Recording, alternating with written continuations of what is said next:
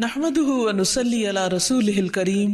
اما بعد فاعوذ بالله من الشيطان الرجيم بسم الله الرحمن الرحيم رب اشرح لي صدري ويسر لي امري واحلل عقدة من لساني يفقهوا قولي۔ دعا کیا ہے؟ دعا بندے کی اپنے رب سے التجا ہے، فریاد ہے، اس بات کا اظہار ہے کہ اے رب میں محتاج ہوں، میں فقیر ہوں اور تو داتا ہے، تو دینے والا ہے، سارے خزانوں کی کنجیاں تیرے ہاتھ میں ہے، تیرا دروازہ دن رات کھلا رہتا ہے، تو سب کی سنتا ہے، ہر وقت سنتا ہے، تو دل ہی دل میں پکارے جانے والی دعائیں بھی سنتا ہے اور زور سے بولی جانے والی بھی۔ دعا انسان کی تمناؤں کے لب پر آنے کا نام ہے، جیسے علامہ اقبال نے بہت خوبصورتی سے کہا تھا کہ لب پہ آتی ہے دعا بن کے تمنا میری، کہ میری تمنائیں، میری آرزویں، میرے اندر کی خواہشات اور میری ضروریات، ان سب کو پورا کرنے کے لیے اے رب میری کوششیں کافی نہیں، ان کی تکمیل کے لیے میں تیرے سامنے ہاتھ پھیلاتا ہوں اور میں تجھ سے ہی دعا کرتا ہوں۔ حضرت زکریا علیہ السلام نے بہت خشوع کے ساتھ اور بہت یقین کے ساتھ اپنے رب سے کہا تھا کہ وَلَمْ أَكُمْ بِدُعَائِكَ رَبِّ شَقِيًّا، کہ تجھ سے دعا مانگ کر اے رب میں کبھی بدبخت رہا ہی نہیں، نامراد رہا ہی نہیں، یعنی تو ضرور سنتا ہے، تو میری بھی سنے گا۔ اسی وجہ سے ہم دیکھتے ہیں کہ وہ ایک طویل عرصے تک اولاد کی محرومی کے باوجود کبھی مایوس نہیں ہوئے، اپنے رب کو پکارتے رہے، مانگتے رہے، حتیٰ کہ ان کی دعا سن لی گئی۔ کیونکہ دعا کی قبولیت میں یہ بات ہمیشہ یاد رہے کہ اللہ سبحانہ وتعالی اپنی خاص حکمت کے تحت یہ جانتا ہے کہ کس بندے کو کب کیا چیز عطا کی جانی چاہیے۔ تو آئیے ابتدا میں ہم دیکھتے ہیں کہ دعا مانگتے کیسے ہیں، دعا کا ادب کیا ہے، سلیقہ کیا ہے، کیونکہ یہ ایک انتہائی کمزور اور عاجز انسان کے الفاظ اس کے عظیم رب کی بارگاہ میں اٹھتے ہیں، تو پھر یہ کیسے ہونے چاہیے تاکہ دعائیں قبول ہو جائیں۔ تو اس سلسلے میں سب سے پہلی بات تو یہ ہے کہ انسان کو دعا مانگتے وقت پوری توجہ اور پورے خشوع اور خضوع کا مظاہرہ کرنا چاہیے، کیونکہ اللہ سبحانہ تعالی غافل دل کی دعا نہیں سنتا۔ دعا مانگنے کے ادب میں سب سے پہلا ادب، سلیقہ اور کرینہ یہ ہے کہ انسان پورے اخلاص کے ساتھ، پوری توجہ کے ساتھ، شوق اور محبت کے ساتھ اپنے رب سے مانگے، پورے یقین کے ساتھ کہ اس کا رب اس کی دعا ضرور سنے گا۔ قرآن مجید میں اللہ تعالیٰ فرماتے ہیں وَادْعُوهُ مُخْلِصِينَ لَهُ الدِّينَ، اس سے دعا کرو دین کو اسی کے لیے خالص کرتے ہوئے، یعنی صرف اللہ سے مانگو، کسی اور سے نہیں، کیونکہ سب کو دینے والا دراصل وہی ہے۔ انبیاء ہوں یا اولیاء کرام ہو یا بزرگان دین ہو، سب کے سب اسی کے آگے سجدہ ریز ہوتے ہیں اور اسی کو پکارتے ہیں۔ نبی صلی اللہ علیہ وسلم صبح سے شام تک ہر موقع پر اپنے رب کو پکارا کرتے تھے، اور وہ تمام دعائیں احادیث کی کتابوں میں ہمیں صحیح سند کے ساتھ ملتی ہیں کہ کس طرح آپ صلی اللہ علیہ وسلم صبح بستر سے اٹھتے وقت اپنے رب کو پکارتے،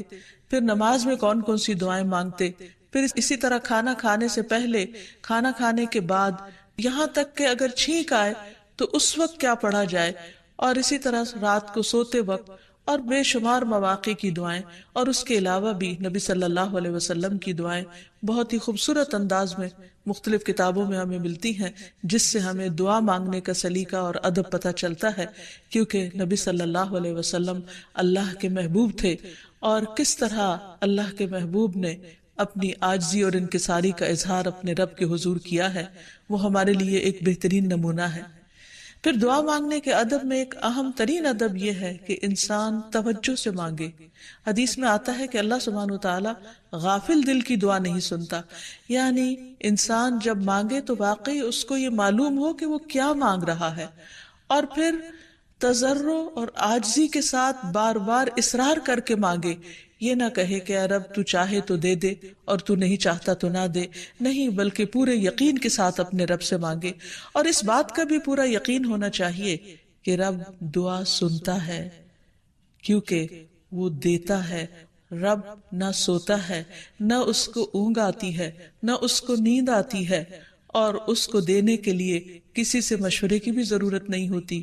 کوئی اس پر جبر نہیں کر سکتا، کسی کا اس پر زور نہیں۔ اس لیے انسان جب اس سے مانگے تو یہ سوچ کے مانگے کہ اس کو دینے میں پورا پورا اختیار ہے اور وہ میری دعا بھی ضرور سنے گا۔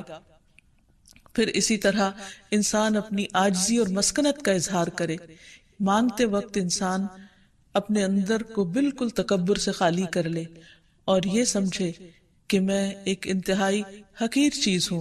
اور میرا رب عظیم خالق ہے، پوری کائنات کا مالک ہے، اور میں اسی کے آگے ہاتھ پھیلا رہا ہوں جو میرے اٹھے ہوئے ہاتھوں کو کبھی خالی نہیں لوٹائے گا، اور اس کو دینے سے محبت ہے، وہ دے کر خوش ہوتا ہے، اور دعا کرنے والے سے محبت رکھتا ہے، اور جو دعا نہیں کرتا اللہ تعالیٰ اس سے ناراض ہوتا ہے۔ اللہ سبحانہ وتعالیٰ قرآن مجید میں خود فرماتے ہیں وَقَالَ رَبُّكُمُ ادْعُونِي أَسْتَجِبْ لَكُمْ، تمہارا رب کہتا ہے مجھ سے دعا مانگو، ادعونی استجب لکم، میں تمہاری دعائیں قبول کروں گا۔ اس لیے رب کے وعدے پر یقین کرتے ہوئے ہمیں دعا کرتے رہنا چاہیے۔ پھر اسی طرح یہ ہے کہ دعا میں عاجزی اور انکساری کے ساتھ ساتھ گریہ وزاری بھی ہونی چاہیے، جس طرح نبی صلی اللہ علیہ وسلم بدر کے موقع پر اللہ سبحانہ تعالیٰ کے حضور آہوزاری کے ساتھ دعائیں کر رہے تھے۔ اس سلسلے میں روایت میں آتا ہے کہ نبی صلی اللہ علیہ وسلم قبلہ رخ ہو کر گڑ گڑا کے دعا کر رہے تھے کہ اے اللہ میرے لیے اپنے کیے ہوئے وعدے کو پورا فرما، اے اللہ اپنے وعدے کے مطابق عطا فرما، اے اللہ اگر اہل اسلام کی یہ جماعت ہلاک ہو گئی تو زمین پر تیری عبادت نہ کی جائے گی۔ اور پھر اس قدر عاجزی و زاری تھی کہ حضرت ابوبکر صدیق رضی اللہ تعالیٰ عنہ نے جب آپ کو دیکھا تو پیچھے سے آ کر آپ سے چمٹ گئے اور کہنے لگے کہ اے اللہ کے نبی اب بہت کافی ہو چکا، آپ نے اپنے رب سے بہت کچھ مانگ لیا، اللہ تعالیٰ آپ سے کیے ہوئے وعدے کو ضرور پورا کرے گا۔ پھر اسی طرح یہ ہے کہ انسان دعا میں تکرار کرے، یہ نہ ہو کہ ایک بار مانگے، دو بار مانگے اور اس کے بعد تھک کر بیٹھ جائے اور یہ کہے کہ میری دعا تو سنی نہیں جاتی، اس لیے دعا مانگنے کا فائدہ نہیں۔ ہم دیکھتے ہیں کہ کس طرح انبیاء علیہ السلام مسلسل دعائیں مانگتے رہے، اصرار کے ساتھ مانگتے رہے۔ اس سلسلے میں ہمیں رسول اللہ صلی اللہ علیہ وسلم کی ایک حدیث سے بھی پتہ چلتا ہے کہ جب اصرار کے ساتھ اور تکرار کے ساتھ انسان دعا کرتا ہے تو اس کا کیا فائدہ ہوتا ہے۔ آپ صلی اللہ علیہ وسلم نے فرمایا جس شخص نے 3 مرتبہ اللہ تعالیٰ سے جنت مانگی، جنت اس کے لیے دعا کرنے لگتی ہے کہ اے اللہ اسے جنت میں داخل کر دے، اور جو شخص 3 مرتبہ دوزخ سے پناہ مانگے تو دوزخ اس کے لیے دعا کرنے لگتی ہے کہ یا رب اس شخص کو دوزخ سے پناہ دے۔ پھر اسی طرح یہ ہے کہ انسان کو چاہیے کہ انسان مانگنے کے انداز میں ہاتھ اٹھا کر اللہ تعالیٰ سے مانگے، کیونکہ اللہ سبحانہ وتعالیٰ بہت حیا والا ہے، بہت کرم فرمانے والا ہے۔ اس کو اس بات سے شرم آتی ہے کہ اس کا کوئی بندہ اس کے آگے ہاتھ پھیلائے اور پھر اللہ تعالیٰ ان ہاتھوں کو خالی لوٹا دے۔ وہ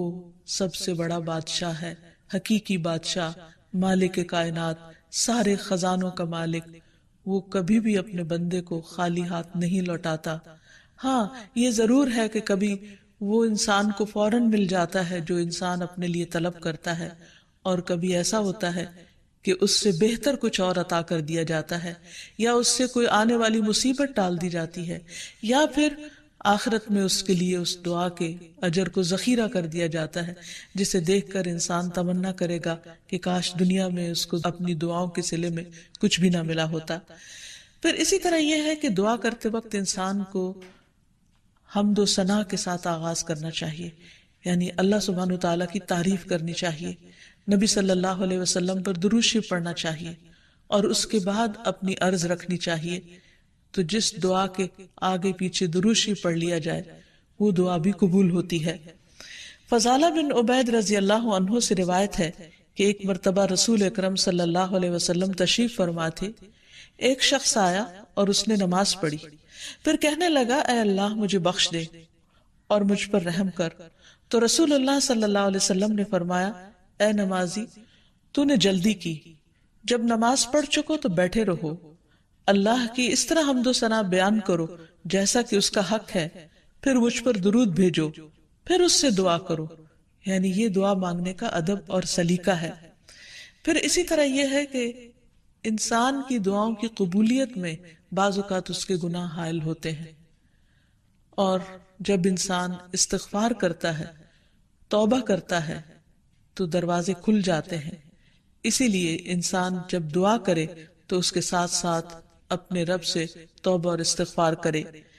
پھر اسی طرح دعا کرنے کے ادب میں سے ایک چیز یہ بھی ہے کہ انسان جب دعا کرنا شروع کرے تو سب سے پہلے اپنے لیے دعا کرے، پھر اپنے قریبی لوگوں کے لیے دعا کرے، اور پھر تمام لوگوں کے لیے دعا کرے۔ جیسے حضرت ابراہیم علیہ السلام کی دعا میں آتا ہے، ربنا اغفر لی ولوالدی وللمؤمنین یوم یقوم الحساب، کہ اے ہمارے رب مجھے بخش دے اور میرے والدین کو بخش دے اور تمام مومنوں کو بخش دے جس دن حساب کتاب قائم ہو۔ پھر اسی طرح دعا مانگنے کے آداب میں سے یہ بھی ہے کہ انسان جامع الفاظ کے ساتھ، بہترین الفاظ کے ساتھ دعا مانگے، اور اس سلسلے میں ہم دیکھتے ہیں کہ نبی صلی اللہ علیہ وسلم سے بڑھ کر کس کے الفاظ جامع ہو سکتے ہیں، کمپریہنسو، کہ کم الفاظ میں زیادہ بڑی چیزیں مانگی گئی ہیں۔ اس لیے ہمیں مسنون دعاؤں کو یاد کرنے اور ان کو پڑھنے کا بھی اہتمام کرنا چاہیے۔ نبی صلی اللہ علیہ وسلم کو جو خاص چیزیں عطا کی گئی تھی ان میں سے ایک چیز جوامع الکلم تھی، جس کے بارے میں آپ نے فرمایا، اوتیت جوامع الکلم، مجھے جامع بات کہنے کی صلاحیت بخشی گئی ہے، یعنی کم الفاظ میں زیادہ بڑا مضمون۔ پھر اسی طرح انسان کو اپنے نیک اعمال کو وسیلہ بنا کر دعا کرنی چاہیے۔ اگر زندگی میں انسان نے خالصتاً اللہ تعالیٰ کے لیے کچھ کام کیا ہو تو مشکل وقت میں، تکلیف کے وقت میں، پریشانی کے وقت میں انسان اپنے رب کے سامنے اس نیک عمل کا ذکر کر کے اس کے وسیلے سے دعا کرے۔ جیسے ہمیں ایک حدیث سے پتہ چلتا ہے کہ کچھ لوگ کہیں سفر پر جا رہے تھے تو راستے میں بارش شروع ہو گئی، بارش سے بچنے کے لیے انہوں نے غار میں پناہ لی، تو اتنے میں ایک بڑا پتھر لڑک کر غار کے دروازے کے آگے آ گرا اور غار کا دروازہ بند ہو گیا، اور اس طرح وہ باہر نہیں نکل پا رہے تھے۔ تو اس وقت ان تینوں نے آپس میں یہی سوچا کہ ہم اپنے اس عمل کو سامنے رکھ کر اللہ تعالیٰ سے دعا کرتے ہیں جو خالصتاً ہم نے اللہ تعالیٰ کی رضا کے لیے کیا۔ تو بہرحال تینوں نے اپنے اپنے نیک عمل کا ذکر کیا، جس کی بدولت ان کی دعا قبول ہو گئی اور غار کے پتھر ہٹ گیا جو کہ بظاہر ناممکنات میں سے تھا، اور اس طرح وہ لوگ وہاں سے نکل آئے، ادروائز ان کی زندگی بھی خطرے میں تھی۔ پھر اسی طرح یہ ہے کہ اللہ تعالیٰ کے خوبصورت ناموں کو وسیلہ بنا کر دعا کرنی چاہیے۔ قرآن مجید میں آتا ہے وَلِلَّهِ الْأَسْمَاءُ الْحُسْنَى فَادْعُوهُ بِهَا، اور اللہ کے لیے ہیں اچھے اچھے نام، بس اسے پکارو ان ناموں کے ذریعے، یعنی ان کے وسیلے سے۔ تو اللہ سبحانہ وتعالیٰ کے نام مختلف دعاؤں کے آخر میں بھی آتے ہیں، اور اس کے علاوہ اللہ تعالیٰ کے ان سارے ناموں کو پڑھ کر بھی دعا کی جا سکتی ہے، یا پھر کسی خاص نام کے ساتھ بھی اس کو پکارا جا سکتا ہے۔ جیسے عموماً ہم یا اللہ تو کہتے ہی ہیں، یا پھر یا رب، یا رحمان، یا رحیم، یا کریم، یا ذی الجلال والاکرام، یا حی یا قیوم برحمتک استغیث۔ ان اچھے اچھے ناموں کے ساتھ اللہ تعالیٰ کو بار بار پکار کر دعا کرنے سے دعا قبول ہوتی ہے۔ پھر اسی طرح اگر کوئی شخص باوضو دعا کرتا ہے تو اس کی دعا بھی قبول ہوتی ہے۔ اس سلسلے میں ہم دیکھتے ہیں ابو عامر رضی اللہ عنہ جب شہید ہوئے تو ابو موسیٰ اشعری رضی اللہ عنہ نے آ کر نبی صلی اللہ علیہ وسلم کو اس کی خبر دی اور کہا کہ ابو عامر نے کہا تھا کہ آپ صلی اللہ علیہ وسلم سے کہنا کہ میرے لیے استغفار کریں۔ آپ نے پانی طلب فرمایا، وضو کیا، پھر ہاتھ اٹھا کر دعا کی، اے اللہ عبید ابو عامر کی مغفرت فرما۔ پھر اسی طرح دعا کی قبولیت کے آداب میں سے ایک ادب یہ بھی ہے کہ انسان حلال رزق کا اہتمام کرے۔ نبی اکرم صلی اللہ علیہ وسلم نے ایک شخص کا ذکر کیا کہ وہ طویل سفر کرتا ہے، پریشان حال ہے، اور خاک آلود ہے اس کے بال اور اس کا لباس، اور وہ بہت تھکا ہوا ہے، اور اپنے ہاتھ آسمان کی طرف اٹھا کر کہتا ہے یا رب یا رب، لیکن اس کی دعا کہاں سے قبول کی جائے؟ اس کا کھانا بھی حرام کا، اس کا پہننا بھی حرام کا، اور وہ حرام پر ہی پرورش پایا، تو اس کی دعا کہاں سے قبول ہو؟ تو اس سے یہ پتہ چلتا ہے کہ انسان اگر یہ چاہتا ہے کہ اس کی دعائیں قبول ہوں تو وہ اپنے کھانے پینے اور اپنے لباس اور اپنی زندگی میں بھرپور طریقے سے حلال کا اہتمام کرے. پھر اسی طرح یہ ہے کہ دعا میں تصنع اور تکلف سے پرہیز کرنا چاہیے. اس سلسلے میں ایک حدیث میں آتا ہے، ابن عباس فرماتے ہیں کہ دعا میں قافیہ بندی سے پرہیز کرتے رہنا، کیونکہ میں نے رسول اللہ صلی اللہ علیہ وسلم اور آپ کے صحابہ کو دیکھا ہے کہ وہ ہمیشہ اس سے اجتناب کرتے تھے، یعنی اس سے بچا کرتے تھے. پھر اسی طرح دعا میں مبالغے سے بھی پرہیز کرنا چاہیے. نبی صلی اللہ علیہ وسلم نے فرمایا، ان قریب اس امت میں ایسے لوگ آئیں گے جو طہارت اور دعا میں مبالغہ کریں گے، یعنی حد سے زیادہ لمبی دعائیں کریں گے، کیونکہ دعا اس وقت تک انسان کو کرنی چاہیے جب تک اس کا خشوع و خضوع قائم رہے اور واقعی وہ اللہ سے دعا کر رہا ہو. لیکن صرف لمبی دعا اس لیے کہ شاید بہت زیادہ لمبی دعا کرنے سے زیادہ قبولیت ہوگی، تو اصل چیز کوالٹی ہے. بعض اوقات انسان صرف ایک جملہ بولتا ہے لیکن اتنے درد کے ساتھ، اتنے احساس کے ساتھ، اتنی شدت کے ساتھ کہ وہی کافی ہو جاتا ہے. جیسے یونس علیہ السلام نے مچھلی کے پیٹ میں پکارا تھا، لا الہ الا انت سبحانک انی کنت من الظالمین، کہ لا الہ الا انت، نہیں کوئی الہ مگر تو ہی، سبحانک تو پاک ہے، انی کنت من الظالمین بے شک میں ظالموں میں سے ہوں، میں گناہ گاروں میں سے ہوں. تو ان کی دعا فوراً سن لی گئی، قبول کر لی گئی. پھر اسی طرح کچھ اوقات اور مقامات ایسے ہیں کہ جہاں انسان کی دعا قبول ہوتی ہے. مثلاً رات کے آخری حصے میں دعائیں بہت قبول ہوتی ہیں. حدیث میں آتا ہے، رسول اللہ صلی اللہ علیہ وسلم نے فرمایا، ہمارا رب تبارک و تعالی ہر رات کو اس وقت آسمان دنیا پر آتا ہے جب رات کا آخری تہائی حصہ رہ جاتا ہے. وہ کہتا ہے، کوئی مجھ سے دعا کرنے والا ہے کہ میں اس کی دعا قبول کر لوں؟ کوئی مجھ سے مانگنے والا ہے کہ میں اسے عطا کر دوں؟ کوئی مجھ سے بخشش طلب کرنے والا ہے کہ میں اسے بخش دوں؟ یعنی اگر کوئی اس وقت مجھ سے دعا کرے گا تو میں ضرور اس کی دعا قبول کر لوں گا. لیکن عموماً رات کے آخری حصے میں انسان گہری نیند میں چلا جاتا ہے اور یہ قبولیت کا وقت اس سے کھو جاتا ہے. تو اس خصوصی طور پر اگر انسان کی زندگی میں کوئی پریشانی ہو یا کچھ چیزوں کے بارے میں وہ واقعی سنجیدہ ہو کہ وہ اسے ملنی چاہیے دنیا اور آخرت کی کامیابیوں میں سے، بھلائیوں اور خیر میں سے، تو اس کو چاہیے کہ اس وقت میں دعا کا اہتمام کرے. نبی صلی اللہ علیہ وسلم نے یہ بھی فرمایا کہ تمام اوقات سے زیادہ بندہ پچھلی رات میں اپنے رب کے قریب ہوتا ہے، پس اگر تم سے ہو سکے تو تم اس گھڑی میں اللہ کو یاد کرنے والوں میں سے بن جاؤ تو ضرور بن جاؤ. پھر اسی طرح آذان کے بعد اور اقامت سے پہلے دعا قبول ہوتی ہے. یعنی مؤذن جب آذان دے رہا ہو تو جو الفاظ وہ دہرا رہا ہو ان کو دہراتے جانا چاہیے، سوائے حی علی الصلاح اور حی علی الفلاح کے، کہ اس کے جواب میں لا حول ولا قوت الا باللہ پڑھنا چاہیے. اور جب مؤذن آذان کہہ چکے تو آذان کے بعد کی دعا پڑھ کے، درود شریف پڑھ کر، جو بھی انسان کے دل میں حاجت ہو وہ اپنے رب کے سامنے رکھے. تو وہ دعا کے قبولیت کا وقت ہوتا ہے، اس وقت آسمان کے دروازے کھلتے ہیں. تو اس وقت انسان کو یہ وقت ضائع نہیں کرنا چاہیے اور چھوٹی چھوٹی چیزیں بھی اپنے رب سے مانگتے چلے جانا چاہیے تاکہ انسان کسی انسان کا محتاج نہ ہو. پھر اسی طرح سجدہ میں انسان اپنے رب کے بہت قریب ہوتا ہے، اس وقت دعائیں خوب سنی جاتی ہیں، تو خوب انسان کو پکارنا چاہیے. فرض نماز کے بعد دعا قبول ہوتی ہے، تو فرض نماز کے بعد آیت الکرسی پڑھنا اور دعا مانگنا انسان کے فائدے میں ہے، بجائے اس کے کہ انسان فوراً مصلی سے اٹھ جائے یا ادھر ادھر کی باتیں شروع کر دے. پھر اسی طرح جمعے کے دن ایک خاص گھڑی ہوتی ہے جس میں انسان کی دعا قبول ہوتی ہے، اور اس کے بارے میں ایک روایت میں آتا ہے کہ وہ جمعے کے دن کی آخری گھڑی ہوتی ہے. تو بہرحال جمعے کے دن خصوصی طور پر دعاؤں کے مانگنے کا اہتمام کرنا چاہیے. پھر اسی طرح ماہ رمضان میں ہر دن اور رات میں ایک گھڑی ایسی ہوتی ہے کہ جس میں دعا قبول ہوتی ہے، اس وقت بھی زیادہ سے زیادہ دعائیں مانگنی چاہیے.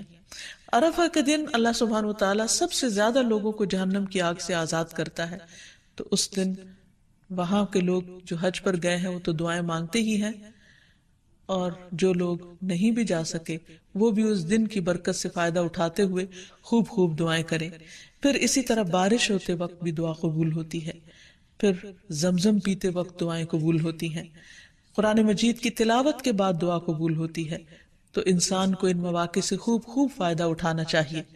پھر اسی طرح مریض اور میت کے پاس جو دعائیں کی جاتی ہیں وہ بھی قبول ہوتی ہیں۔ اور آخر میں یہ کہ رسول اللہ صلی اللہ علیہ وسلم نے بعض ایسے کلمات بتائے ہیں کہ جن کے ساتھ اگر اللہ تعالیٰ کو پکارا جائے تو انسان کی دعا قبول ہوتی ہے، اور وہ ہیں: اے اللہ، بے شک میں تجھ سے سوال کرتا ہوں، اے اللہ جو اکیلا ہے، بے نیاز ہے، ایسی ذات ہے جس نے کسی کو جنم نہیں دیا اور نہ ہی وہ جنم دیا گیا اور نہ ہی اس کا کوئی ہمسر ہے، یہ کہ تو میرے لیے میرے گناہوں کو بخش دے، بے شک تو بہت بخشنے والا نہایت مہربان ہے۔ تو نبی صلی اللہ علیہ وسلم نے اس شخص کے بارے میں جو یہ دعا پڑھ رہا تھا، آپ نے 3 بار فرمایا کہ اس کو بخش دیا گیا، اس کو بخش دیا گیا، اس کو بخش دیا گیا، کیونکہ اس نے اللہ سبحانہ وتعالیٰ کی ان صفات کے ساتھ، ان ناموں کے ساتھ اللہ تعالیٰ سے دعا کی تھی۔ تو اللہ تعالیٰ سے دعا ہے کہ وہ ہماری دعاؤں کو بھی سن لے اور ہمیں قبولیت کے اوقات سے بھرپور فائدہ اٹھانے کی توفیق دے اور ہمیں دعائیں مانگنے کے آداب سکھا دے۔ وآخر دعوانا ان الحمد للہ رب العالمین۔